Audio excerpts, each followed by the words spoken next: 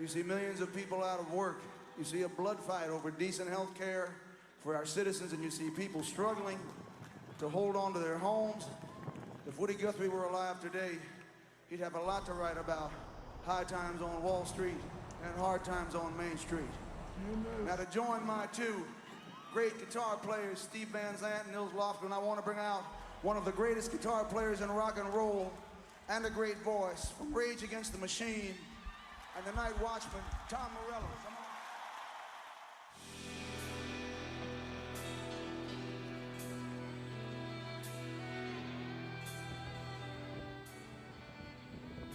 So here behind me is the prison on the hill. We are not actually allowed to enter there because it's still working. And yeah, it was here the famous rebels of the Easter Rising got executed, and it's it's a very famous prison, and it's still working. So that's pretty awesome. Yes, here behind us on the wall is the proclamation of Ireland's independence. It says something about how they wanted to be free and how they fought for their country. Tell us something about what you do at this sacred place. I'm maintain it. You know, I put up the flag. I put up the flag around 10 to 8 in the morning. That's the first thing I do. And then I say good morning to the guys, James Conley. You know, they're all there. You know, and then I see what needs to be done. Well, the highway is alive tonight, but nobody's kidding nobody about where it goes. I'm sitting down here in the campfire light, searching for the ghost of Tom Snow.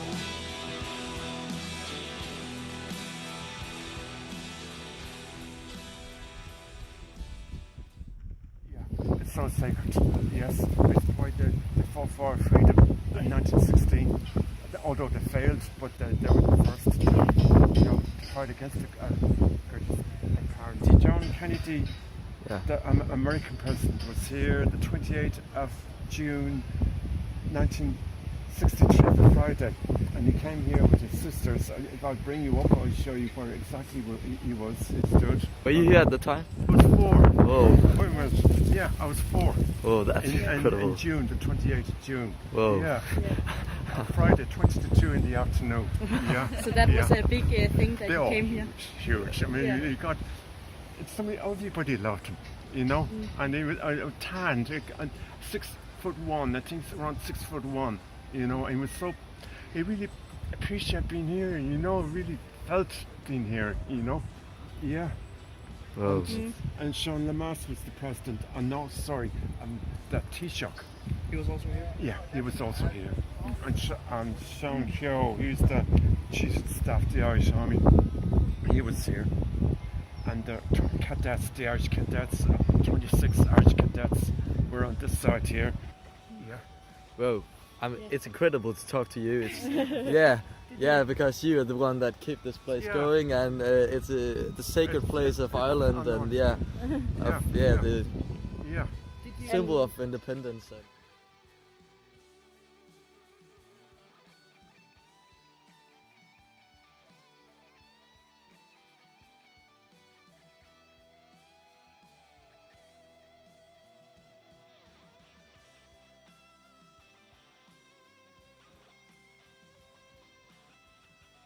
Hi.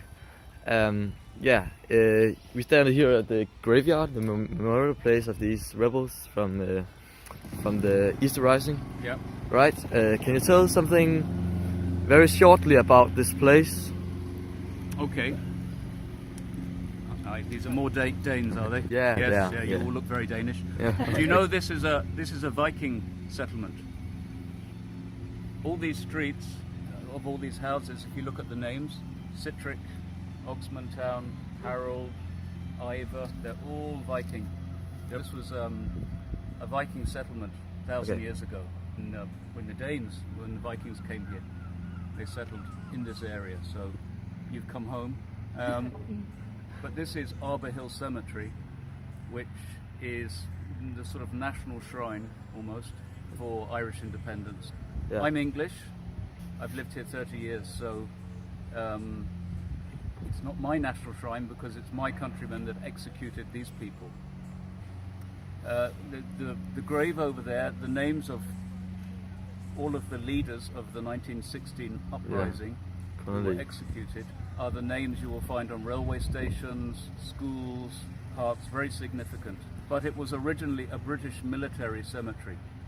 Okay. So all these graves you see all around the edges here, if you read them, they are graves of British soldiers who lived in Dublin or around here and died here, not necessarily in war, but maybe of disease or accidents. And these buildings these were schools for children of British soldiers.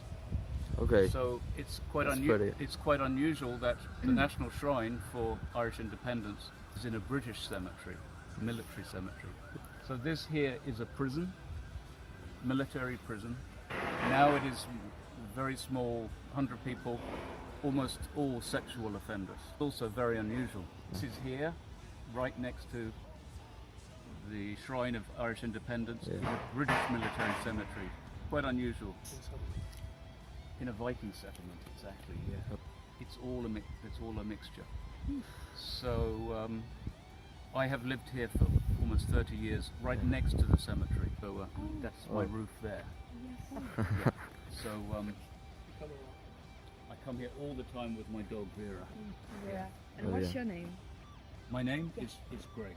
Dunn. Greg.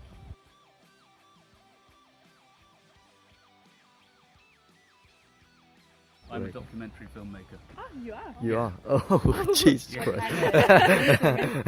Documentary. Yeah, but what are they for about? television. No, okay. If you go on Vimeo and look for a film called Toasted, it's a film about a Swedish festival of electric toasters. You know what a toaster is? For toasting bread. No. Bröd roasting. Yeah, in Swedish bröd roasting. Yeah, it could be, yeah. Yeah. So look there, and it's a little bit of a strange film. Yes. Okay. Toasted. My name is Gregory Dunn. Okay. Yeah, look for that. Well, thank you very much for your time.